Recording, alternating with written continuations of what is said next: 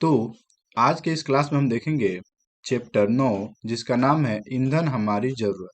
पहला प्रश्न दिया गया है रिक्त स्थानों की पूर्ति करें और इस पहला का पहला नंबर बोला गया है डैश तथा डैश जीवाश्म ईंधन है। तो यहाँ पे हम लोग भरेंगे कोयला कोयला तथा पेट्रोलियम पेट्रोलियम कोयला तथा पेट्रोलियम ये भर लेंगे। चलिए आगे बढ़ते हैं।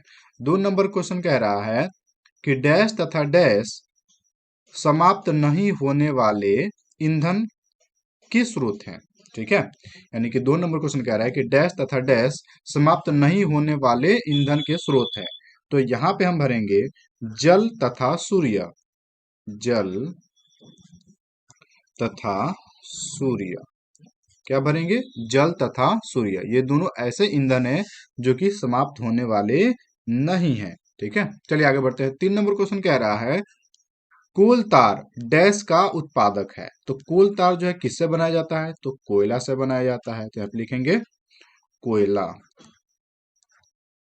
ठीक है, चलिए आगे देखते हैं। 4 नंबर प्रश्न कह रहा है कि पेट्रोलियम के विभिन्न घटकों को पृथक करने का प्रक्रम डैश कहलाता है। ठीक है, तो यहाँ पे जो है ना, यहाँ पे हम भरेंगे परिसंकरण। ठीक है, चलिए यहाँ पे भरते हैं परिसंकरण परिसंकरण परिसंकरण की प्रक्रिया के द्वारा पेट्रोलियम के विभिन्न घटकों को अलग या फिर पृथक किया जाता है। ठीक है,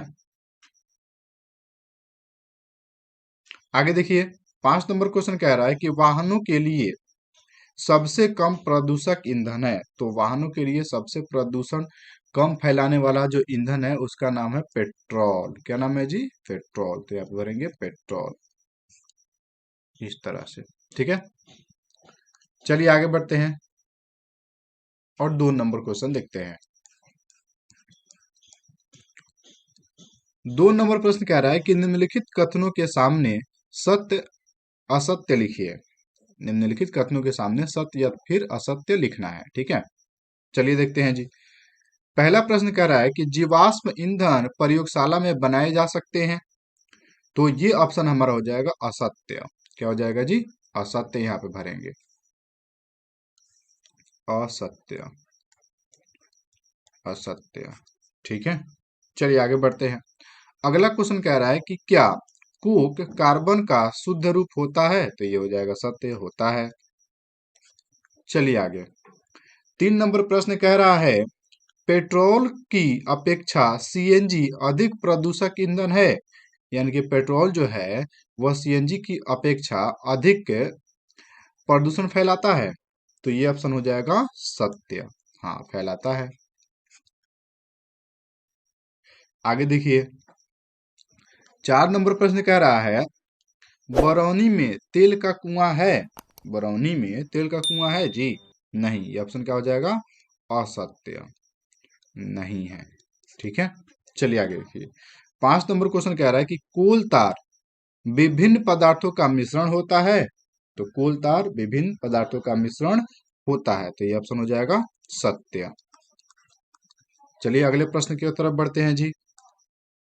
अगला प्रश्न कह रहा है कोयला किस प्रकार बनता है? कोयला जो होता है वो किस प्रकार बनता है? तो लिखेंगे उत्तर में कोयले को बनाने की विधि बहुत समय लेती है। यानी कि कोयला जो बनता है उसमें बहुत ज्यादा समय लगता है।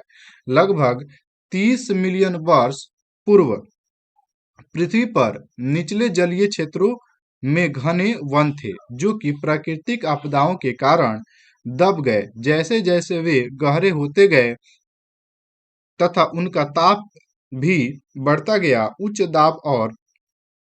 ताप पर वायु की अनुपस्थिति में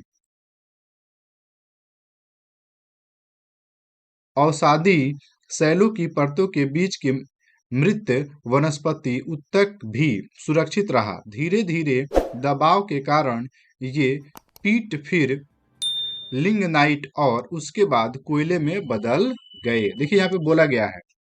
सबसे आसान एग्जाम्पल क्या दे सकते हैं आप? लिख सकते हैं इस तरह से कोयला किस प्रकार बनता है। तो बहुत सारे हजार वर्ष पहले, ऐसे बोल सकते हैं कि लगभग 30,000 वर्ष पहले इस धरती पे बहुत सारे जितने सारे जीव जंतु थे, पेड़ पौधे थे, प्राकृतिक घटनाओं के कारण जमीन के अंदर दब गए और धीरे धीरे वो गल करके कोयले के रूप में बदल गए। ऐसे भी आप लिख सकते हैं। 4 नंबर क्वेश्चन कह रहा है कि जीवाश्म ईंधन प्राप्त होने वाले प्राकृतिक संसाधन क्या हैं, उनके बारे में लिखना है। लिखेंगे उत्तर में, जीवाश्म ईंधन वनस्पति के अवशेष से बना है। यानी कि जीवाश्म ईंधन जो है वो वन या फिर जंगल के अवशेष से बना है, जिसके बनने में लाखों वर्ष का समय लगता है या फिर लग जाता है। उसे दोबारा बनने में बहुत समय लग जाएगा, इसलिए यह समाप्त होने वाला प्राकृतिक संसाधन है। यानी कि जीवाश्म ईंधन जो है वो समाप्त होने वाला प्राकृतिक संसाधन है, क्योंकि इसको बनने में बहुत ज्यादा समय लगता है, इसलिए यह जल्दी खत्म हो सकता है। आगे देखिए 5 नंबर में, 5 नंबर प्रश्न कह रहा है कि ईंधन कितने प्रकार के होते हैं। तो ईंधन 2 प्रकार के होते हैं। पहला प्राथमिक ईंधन और दूसरा होता है द्वितीयक ईंधन। आगे देखिए 6 नंबर प्रश्न क्या कह रहा है। कह रहा है पेट्रोलियम निर्माण की प्रक्रिया को समझाइए। पेट्रोलियम निर्माण की प्रक्रिया को समझाइए। पेट्रोलियम जो है वो कैसे बनता है या फिर उसका निर्माण कैसे होता है। देखिए, मरे हुए समुद्री प्राणी समुद्र की तल में जमा हो जाते हैं। यानी कि जितने सारे समुद्र में जीव है वो मर जाते हैं, वो समुद्र के तल में जमा हो जाते हैं।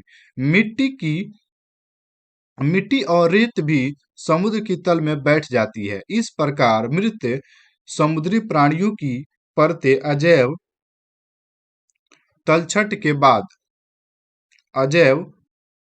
के साथ दब जाती है। इस पर बहुत भारी दबाव पड़ता है। धीरे धीरे लाखों वर्षों में वायु की अनुपस्थिति उच्च ताप और उच्च दाब में प्राणियों के मृत शरीर पेट्रोलियम में बदल जाते हैं। ठीक है, यानी कि बोला गया है कि पेट्रोलियम का निर्माण कैसे होता है। समुद्र में जो जीव पाए जाते हैं किसी घटना के कारण मर जाते हैं। मरने के बाद वो समुद्री तल में जाकर के बैठ जाते हैं, और जब समुद्री तल में जाकर के बैठ जाएंगे तो वहां पे मिट्टी के द्वारा, यानी कि समुद्र में मिट्टी भी पाया जाता है, उनके द्वारा वो दब जाते हैं। और लाखों वर्ष के बाद वह धीरे धीरे उच्च ताप, यानी कि उनका ताप बढ़ जाता है, दाब बढ़ जाता है, तो वह उनका मृत शरीर जो होता है वो पेट्रोलियम में बदल जाता है, जिसको हम क्या कहते हैं, पेट्रोलियम कहते हैं। ठीक है, चलिए आगे बढ़ते हैं। अगला प्रश्न कह रहा है 7 नंबर, कोयला के विभिन्न उत्पादों के अभिलक्षणों एवं उपयोगों का वर्णन कीजिए। ठीक है, कोयला के विभिन्न उत्पाद क्या क्या है, उनका अभिलक्षण और कहाँ कहाँ उपयोग होता है, ये लिखना है। लिखेंगे उत्तर में, कोयले के उत्पाद, अभिलक्षण एवं उपयोग इस प्रकार है। पहले देखिए उत्पाद, उसके बाद लिखेंगे अभिलक्षण, उसके बाद लिखेंगे उपयोग। देखिए, कोक कोक जो होता है वो काला, कठोर एवं सड़न रहता है। इसका उपयोग कहाँ कहाँ करते हैं जी। कोक का उपयोग इस्पात निर्माण करने के लिए और साथ ही साथ धातु निष्कर्षण के लिए। आगे देखिए कोल तार का विलक्षण क्या हो जाएगा, भूरा, काला, गाढ़ा, द्रव, अप्रिय गंध भी उससे निकलता है। ठीक है, आगे देखिए इसका उपयोग कहाँ कहाँ करेंगे, संश्लेषित, रंग, औषधि, विस्फोटक, सुगंध, प्लास्टिक इत्यादि बनाने के लिए किया जाता है। किसका जी, कोल तार का। आगे कोयला गैस इसका विलक्षण क्या है, तेज गंध होता है इसका। उपयोग कहाँ कहाँ होता है, ऊष्मा के स्रोत के रूप में इसका उपयोग होता है। ऊष्मा के स्रोत के रूप में किसका उपयोग होता है, कोयला गैस का उपयोग किया जाता है। चलिए आगे बढ़ते हैं, 8 नंबर प्रश्न देखते हैं। 8 नंबर प्रश्न कह रहा है कि एलपीजी और सीएनजी का ईंधन के रूप में उपयोग करने से क्या लाभ है। ठीक है, यानी कि एलपीजी का उपयोग करते हैं ईंधन के रूप में तो क्या क्या लाभ मिलता है, सीएनजी का उपयोग करते हैं ईंधन के रूप में तो क्या क्या लाभ मिलता है, लिखेंगे। उत्तर में लिखेंगे, एलपीजी और सीएनजी का ईंधन के रूप में उपयोग करने से निम्न फायदे होते हैं या फिर निम्न लाभ होते हैं। पहला क्या होगा, प्रदूषण कम फैलता है। दूसरा, काम जल्दी से होता है। तीसरा, एक जगह से दूसरे जगह ले जाने में आसानी होती है। और चौथा, ये दोनों स्वच्छ ईंधन हैं। आगे देखिए 9 नंबर।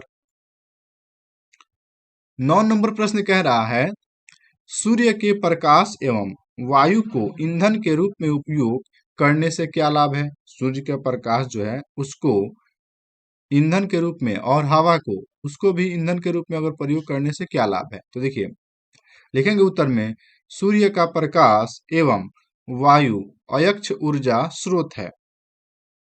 यदि इसको हम ईंधन के रूप में प्रयोग करेंगे तो इस यह कभी खत्म नहीं होगा और साथ ही हम जीवाश्म ईंधनों के अपने अगली पीढ़ी के लिए सुरक्षित रख सकते हैं। देखिए बोला गया क्या कि अगर सूर्य का प्रकाश यूज किया जाए, हवा से अगर ऊर्जा प्राप्त किया जाए, तो यह ऐसा ईंधन है जो कि कभी खत्म होने वाले नहीं है।